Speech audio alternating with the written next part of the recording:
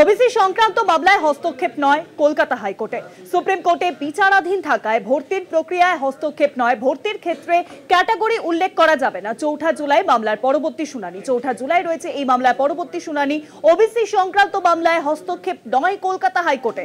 Supreme কোর্টে বিচারাধীন থাকায় ভর্তির প্রক্রিয়ায় হস্তক্ষেপ নয়, ভর্তির ক্ষেত্রে ক্যাটাগরি উল্লেখ করা যাবে না। ৪ জুলাই রয়েছে এই মামলার পরবর্তী শুনানি। ওবিসি সংক্রান্ত মামলায় এবার হস্তক্ষেপ নয় কলকাতা হাইকোর্টে স্পষ্টত জানিয়ে দেওয়া হয়েছে, সুপ্রিম কোর্টে বিচারাধীন থাকায় ভর্তির প্রক্রিয়ায় হস্তক্ষেপ নয়, ভর্তির ক্ষেত্রে ক্যাটাগরি উল্লেখ করা যাবে না। ৪ জুলাই মামলার পরবর্তী শুনানি।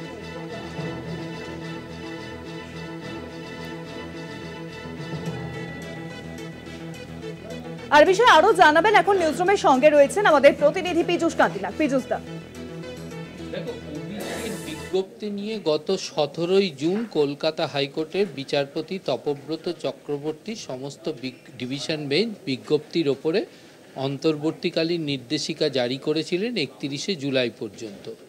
তারপরে দেখা যায় যে বিভিন্ন কলেজের ভর্তি প্রক্রিয়ার যে পোর্টাল, সেই পোর্টাল থেকে শুরু করে এসএসসির নতুন নিয়োগ প্রক্রিয়াতে ওবিসি ক্যাটাগরি এ এবং বি ক্যাটাগরিতে ভর্তি সংক্রান্ত বিষয় বিশেষভাবে উল্লেখ করা হয়। আবেদনকারীদের দাবি যে কলকাতা হাইকোর্টের স্থগিতাদেশ থাকা সত্ত্বেও বিজ্ঞপ্তিতে কিভাবে ওই ক্যাটাগরির উল্লেখ করা হলো তার এবং নিয়োগ প্রক্রিয়ায় তাদের সেই বিষয়টিকে সংযুক্ত করা হলো। সেই আবেদন নিয়ে আজকে যখন বিচারপতি তপব্রত চক্রবর্তী ও বিচারপতি রাজাশেখর মান্তার ডিভিশন বেঞ্চে মামলার শুনানি চলে, সেই সময় আবেদনকারীদের পক্ষ থেকে দাবি করা হয় যে ৭১,০০০ মতো ইতিমধ্যে আবেদন জমা পড়েছে এবং গত 17 জুনের নির্দেশিকার পরেও 19 জুন পোর্টালে দেখা যাচ্ছে যে সেখানে ওবিসি এ এবং বি ক্যাটাগরির বিশেষভাবে উল্লেখ রয়েছে, যা নাকি আদালত অবমাননার শামিল। যদিও পরবর্তীকালে রাজ্যের অ্যাডভোকেট জেনারেল আজকের ওয়েব পোর্টালের সমস্ত তথ্য আদালতের সামনে তুলে ধরেন এবং সেখানে কলকাতা হাইকোর্টের রায় মেনেই যে সেই বিজ্ঞপ্তি জারি করা হয়েছে বা সংশোধন করা হয়েছে সেই বিষয়টি আদালতের সামনে উত্থাপন করেন। কল্যাণ বন্দ্যোপাধ্যায় আদালতের সামনে পরিষ্কার জানান যে 17 তারিখে আদালতের নির্দেশ জারি হয়েছিল, 19 তারিখে আদালতে 18-19 তারিখ করে আদালতে সেই রায় আপলোড হয়, 19 এবং 20 তারিখে রাজ্য সরকার সিদ্ধান্ত গ্রহণ করে এবং 24 তারিখ নাগাদ তাই সেই বিজ্ঞপ্তি সংশোধিত হয়। অর্থাৎ আদালতের রায় মেনেই বিজ্ঞপ্তি সংশোধিত হয়েছে।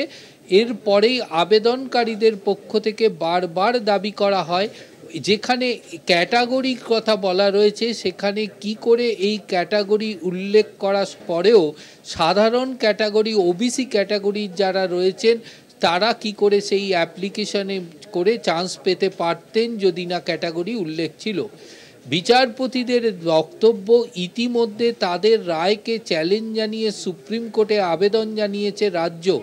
সুপ্রিম কোর্ট যদি তাদের রায়কে স্থগিতাদেশ দেন তাহলে সেক্ষেত্রে এই বিষয়টি কখনোই আর মান্যতা পাবে না।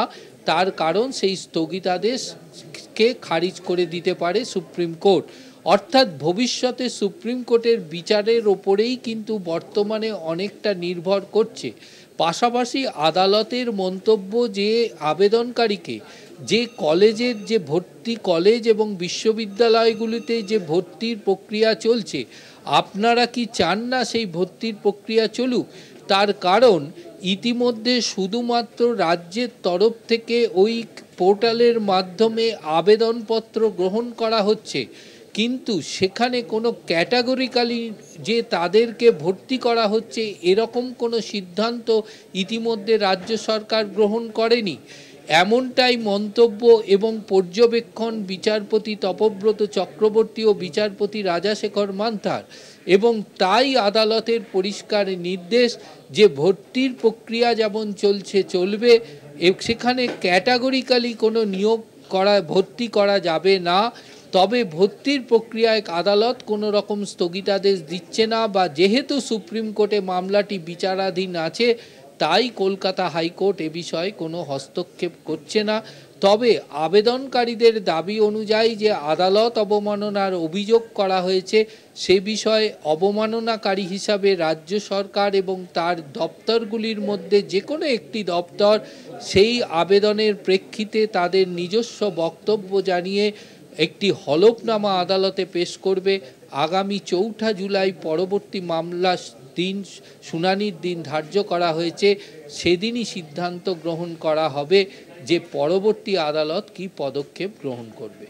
অনেক ধন্যবাদ পীযূষ দা। নিউজরুমের সঙ্গে ছিলেন আমাদের প্রতিনিধি পীযূষ কান্তি নাগ। ওবিসি সংক্রান্ত মামলায় হস্তক্ষেপ নয় কলকাতা হাইকোর্টের। সুপ্রিম কোর্টের বিচারাধীন থাকায় ভর্তির প্রক্রিয়ায় হস্তক্ষেপ নয়। এই মামলার পরবর্তী শুনানির দিনও ধার্য করা হয়েছে। ভর্তির ক্ষেত্রে ক্যাটাগরি উল্লেখ করা যাবে না।